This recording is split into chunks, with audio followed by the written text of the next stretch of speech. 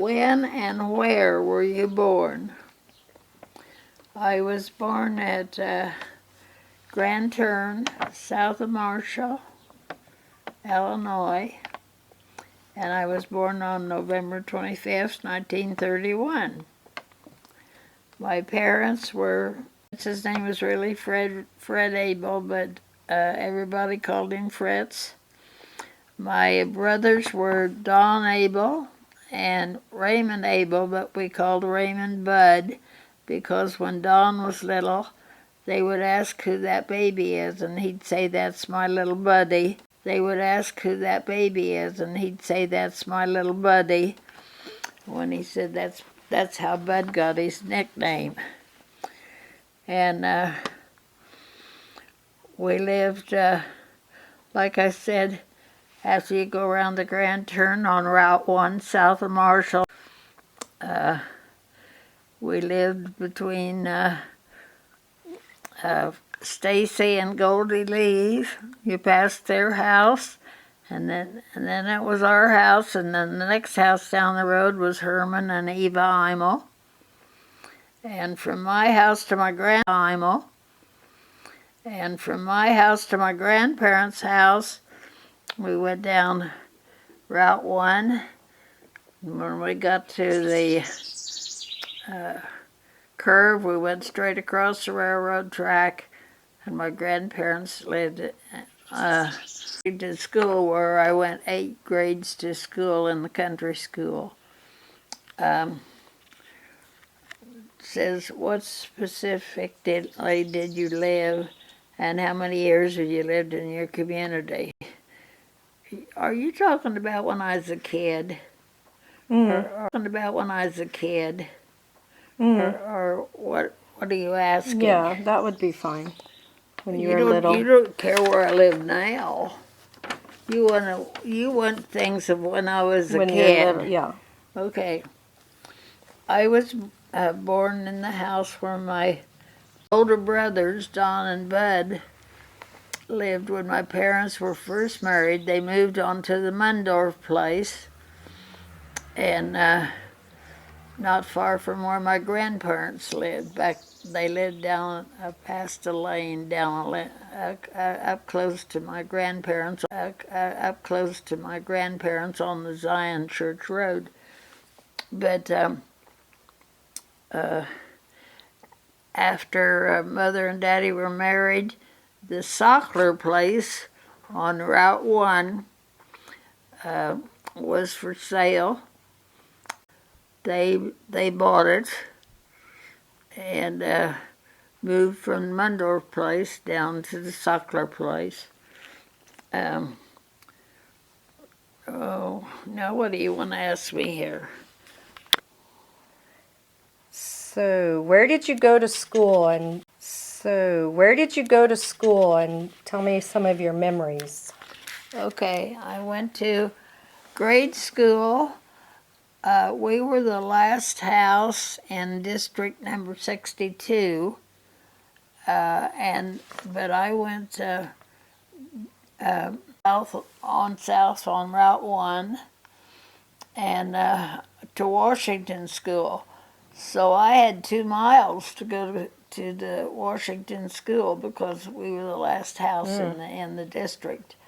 And the next house on the house above us, they went to Grand Turn School, which was, so we were the end of the district of number 62. How did you get to school? Okay, when I first went to school, my brothers were still in high school from our house, and they would drop me off, and I would walk with my cousins, Edna and Freddie Bill and Margaret Schaefer. They would walk to Grandma and Poppy's, and we'd all walk to school together.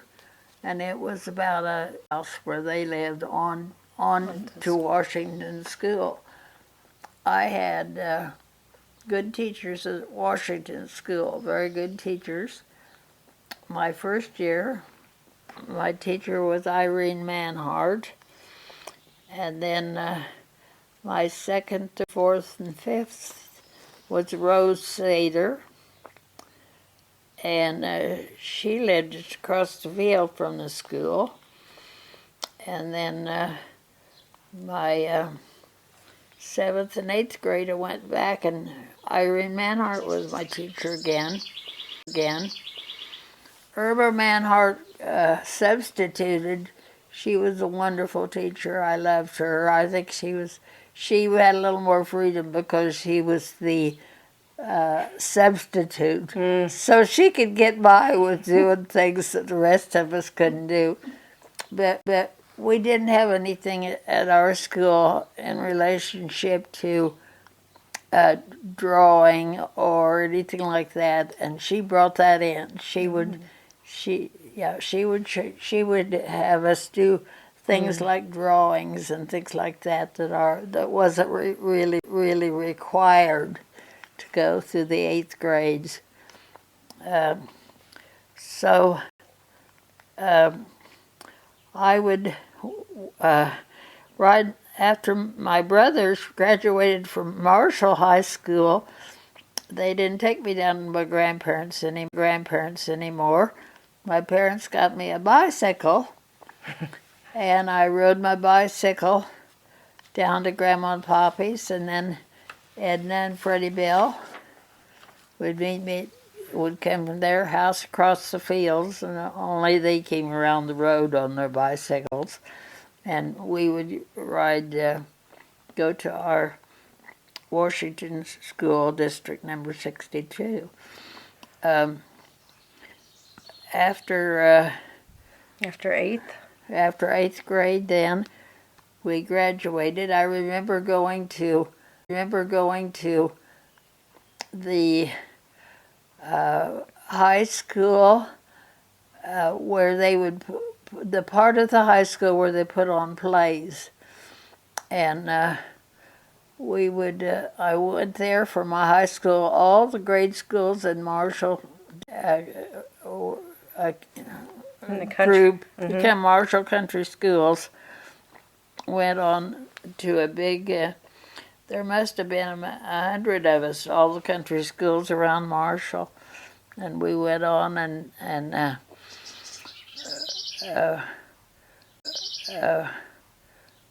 we all graduated then in a big ceremony in the Marshall gymnasium in the Marshall High School gymnasium. While I was in high school, a tornado came through. You want me to tell about that? Yeah. Okay. The tornado came through and took the third floor of the Marshall High School, which contained the biology and chemistry department, and the typing and shorthand department was on the third floor. Well, the third floor was wiped off in the tornado. So the high school where we had study hall. We had a big room, and it also was taken in like a commons in room? in the tornado. And so they had to take the desks and put those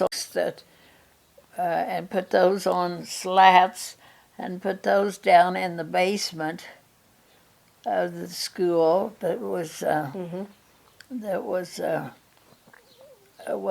didn't have classrooms, and make classrooms downstairs. So they used the same building. Gone. The third floor was gone, and the assembly hall, which I was trying to say, the assembly hall, which was on the main floor, all the back of it the roof was gone, and they took the desks. The desks were still there, and they put those down, and wow, down, and wow, yeah, and so. You weren't there when the tornado. Nobody was in school. The tornado was on Friday, Good Friday. School wasn't out because we didn't go to school on Good Friday.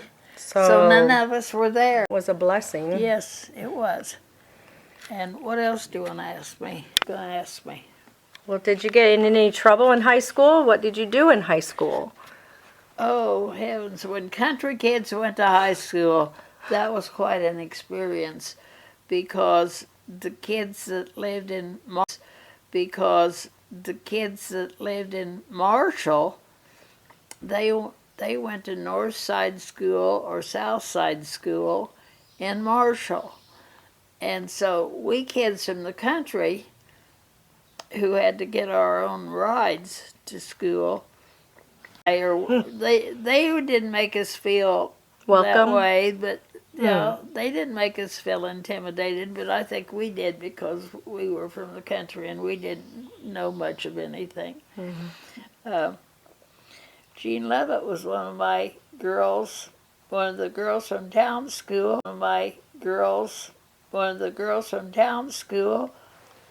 and she had at one time had lived in Michigan, and so she had been a stranger to the Marshall High School too. So I think that's why she was so friendly to we kids who came from the country. And she was around because we didn't know our way around or anything. At that time, that was when the third floor was still there, and before it was taken off, because that was when we were in the school, when that was taken off. So there were two sets of stairs that went up. One set of stairs was for freshmen and sophomores to use. Oh, gosh. And the other set of stairs was for juniors and seniors, for them to go up to the... When I was a freshman, I started dating a junior, and so part of the time I would walk with... Nobody complained. I guess I would walk with him to go up and down the stairs on the second or third floor, rather than go where the freshman and sophomore were supposed to go. Now, what else do you want to know? Okay, after school, what did you do? Well, after school, we went either walk downtown, down to the main part of town from the high school. And kids either went to the candy kitchen, and there you could get sundaes, or you could get Cokes, or sodas and things. Would you walk back home after a day of school? Well, no, I had to ride the first 2 years. I rode with Edna and Freddie Bell because they drove their family car, and they'd pick me up, and then they'd pick up a couple other kids along the way, Jeanette Miller and Wilma Myers, and pick up a carload, and we'd go to school. My junior year in high school, they were out of school, so which was the public bus that went from Marshall to Robinson, and I rode the Rankin.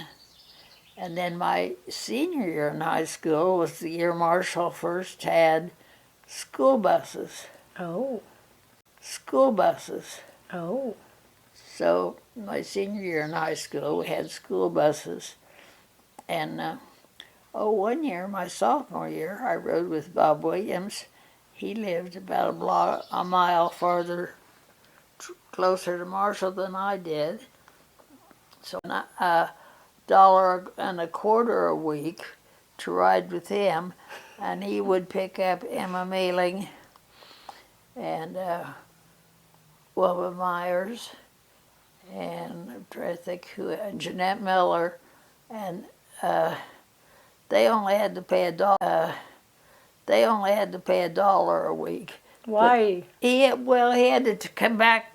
He had to come farther out of the way. He had to come the wrong way to come back and pick me up. Another quarter. And yeah, and so I had to pay a quarter more for a week. You may not want this on here. And Lois, my cousins, they weren't my first cousins. They must have been my second or third cousins. But anyhow, the year I rode with, my sophomore year when I rode with Bob Williams, why, he would say he couldn't go to the candy kitchen, which I wanted to go to the candy kitchen because I was usually go and sit with some boys or sit with some other girls or something at the candy kitchen, and he'd say, no, he has to get home. William say, oh, I have to get home, and then we'd go down, and he would walk his girlfriend, Ann Smitley, to the door, and then they would get in an argument. We'd be sitting in the car waiting to go home, and then and then they'd stand at the door, and then they'd talk, and then there we would sit. We'd be sitting in the car while they had their argument, and then we'd be all ruffled because he'd tell us he had to get home, and then we'd sit there for half an hour longer while they had their big argument. Yeah. Okay, where are we? So, Peasy, as you grew up, what was expected of you to do at home? Okay. Chores? My brothers were 9 and 10 when I was born, so I was a lot younger than they were. They were expected to get up. They had to milk cows, slop the hogs, and do chores before they ever went to school. And when they were old enough to go to high school, pick up and haul to high school. This was before we had school buses. But since I was so much younger and was the only girl, I didn't really have to do very many chores before or after school much. I had things I was expected to do, but not like chores that I had to do every day. Okay. Yeah. What kind of activities outside of school were you involved in? The only thing, everything was pretty much centered around the church. The activities were all pretty much about the church until the 4-H clubs came. And when I was old enough to be in the 4-H club was when they started. I was already old enough to be in 4-H when they started the 4-H clubs. Leon and Woody Williams, they started 4-H club and were leaders. And there was some old man, and I can't think of his name right now, but he helped start the 4-H clubs. And I can't, wait a minute, I forgot what I was going to, on December the 7th, 1941, and I was 10 years old, and I can remember my mother and Dad we had gone to Miami, Hirsch. We'd gone it was on Sunday, and we'd gone there to eat, and we heard that Pearl Harbor was bombed. And I remember my mother starting to cry right away because I was 10 years old at the time, and my brothers were 20 and 21. And so I couldn't, I was very puzzled why my mother took the bombing of Pearl Harbor. It was so far from us because she knew right then my brothers would enlist. Would have to be in the military. But what am I answering? About events, World War. Oh, yeah, I can very plainly remember. I can very plainly remember that we had been to Aunt Lena's. We had Daddy. We always had to go to Aunt Lena's on Sundays afternoon and evening because that was Daddy's aunt, and that was she had a couple of grown kids, but we would have to go there every Sunday, and I'd get so tired because it'd just be me, you know. And then one thing that I definitely remember about the bombing of Pearl Harbor was Aunt Lena Hirsch's closest neighbors were Leno and Hugo Betcher, and they were German, and so they spoke with an accent. And they lived down about a half a mile down a country road from where Aunt Lena Hirsch lived. And so they would be at Aunt Lena and Uncle, and then Hugo and Aunt Lena would get in an argument about the World War II, because they were from Germany originally, and so then he would get mad, and then he would home, and then he'd march out, and then poor little Lena would walk along behind, kind of following him about 5 or 6 steps behind, following him home back, because he was the boss in the family, you know, and he was used to being. Where are we? Okay. The main road for Route 1, originally there was a dirt or gravel road that turned at Caress and Alta Imels, that went back to Carrie and Frank Sater's house. That was the original road, and it went I don't know how far it went, but it went. Track came in. They moved the railroad track. They moved the main road overside of the railroad track, but originally it went down, and you turned there, and you went down to it got so that it ended at Frank and Carrie Sater's. But it originally would all ended at Frank and Carrie Sater's, but it originally went all the way on down, past that. You know where their house ended, Frank and Carrie Sater's. Well, instead of back to Carrie Sater's, and that road originally went all the way through. And then after the railroad went through, they changed that road and put it Next to the railroad track, and it followed the railroad track all the way down to West Union. It followed the railroad track all the way down to West Union. Okay. That's interesting.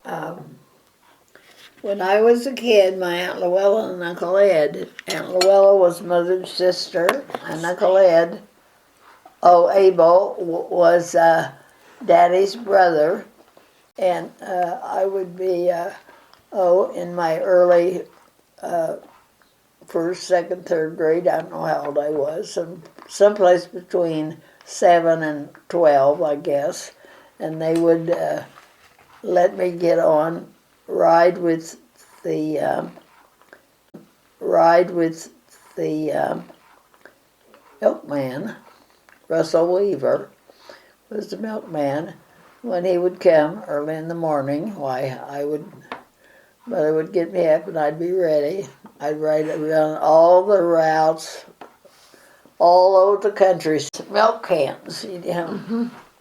Well, I used to have milk there. Mm-hmm. Yeah, I had milk. We'd go all over the country for about 3 or 4 hours and end up in Terre Haute, wherever he took his car is a truckload of.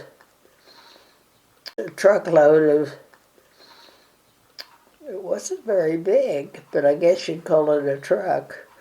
He would put the milk cans all on the truck and haul them to Terre Haute. And then Aunt Luella Abel lived in Terre Haute. She and Uncle Ed. She would meet me there. We knew about what time he'd get there, about between 10:30 and 11. He would get to his location wherever he took his stuff, and Aunt Luella would be there and pick me up, and I would go and stay with Aunt Luella for a few days.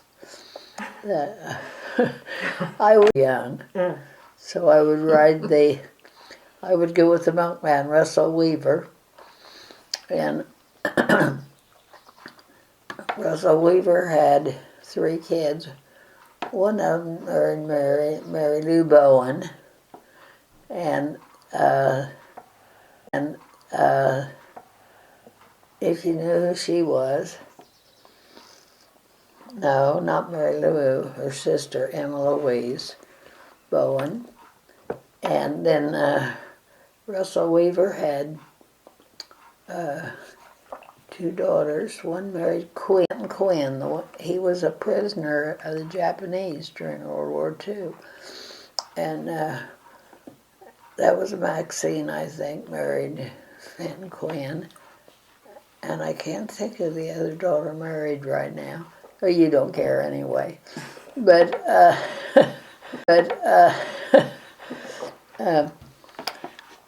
Russell, we milked. Daddy and the boys would get up and milk cows every morning. And at our house, we had a pump where we pumped it by. But when we got electricity, Charlie Ogle put, who was Bob Ogle's dad, he would put a electric, so we had a little thing, a little knob we pushed up into electricity to make the water, the pump the water, and the water went. It had a pipe that ran from the pump,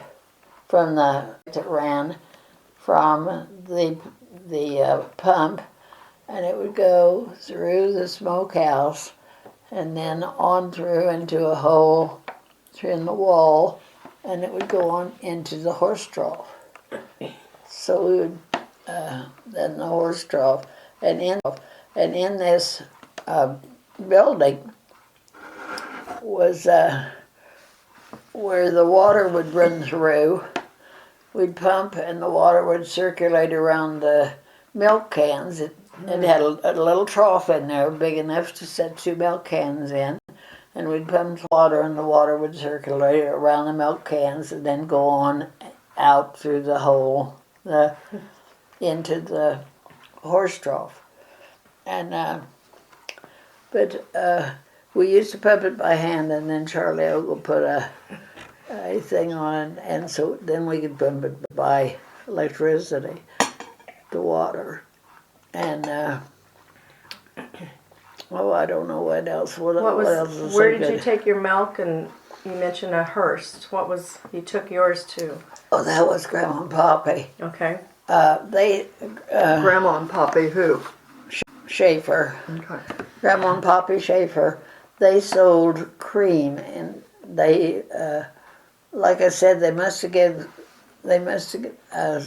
give the milk out to the calves or the animals, because they sold cream. And on Saturdays we would take it was about so big around and so high, and all week they would put cream in there. And I guess it must have been, I don't know, it Can spoil. I don't know. And Can spoil. I don't know. And every day they would put cream in there from the cream separator, where you'd turn the handle on the milk and it would go out one spout and the cream would go out the other spout. and then on Saturday night we would go pick up Marilyn too. Marilyn Mauer. They would pick her up at Aunt Uncle Arthur Miller's, and Marilyn and I would get to go with Mildred and Evelyn Schaefer, and we would go, and we would take a firecracker.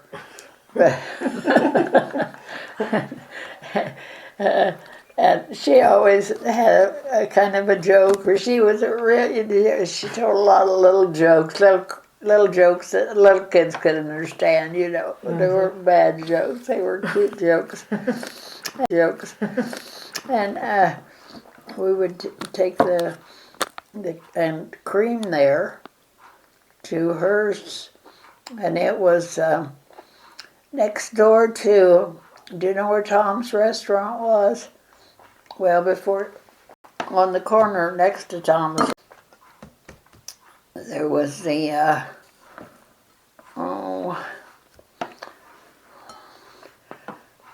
can't think of their names now, but anyhow, there was another building, and they had a horse out. It was a horse outside, too big that they had to set us on there. We weren't big enough to climb up and sit on the horse, but it was a harness shop. Mm-hmm. Like a livery stable? Well, that was on the corner next to Tom's. Mm-hmm. And we would sit on the horse. They had us put us up and we could sit, you know. But who's the Hearst family? Would that be Mary Lou Warren? Would that be Mary Lou Warren? Mary Lou Hearst. Mary Lou. Grandparents of her? Lige. His name was Elijah, and they called him Lige. Lige Hearst. I don't know what the woman's name was. He ran the. Yeah, it would be Mary Lou Hearst's grandparents or great-grandparents. I don't know. But what else was I telling you? Something else. I don't know. About the cheerleaders, for several years in high school, Nancy Claypool and Peggy Malloy had always been cheerleaders. And one year, people from my year in class, Joanne Wyrick and Herbie Spires, decided they'd go out. You had to try out. Some couple members of the family would be on the committee to choose the cheerleaders. And so they decided they would try out without ever hopes of getting it, because the others pretty much had the cheerleading wrapped up. So they, Joanne Wyrick, Joanne Casemeyer, and Herbie Spires decided they would go try out. And they did. And they won. Really floored, because they thought they had the cheerleading all wrapped up, but they didn't, because they got beat out by Joanne Wyrick and Joanne Casemeyer and Herbie Spires, and they were good cheerleaders. They were good, didn't Well, yeah, because they worked hard at it. The other girls just kind of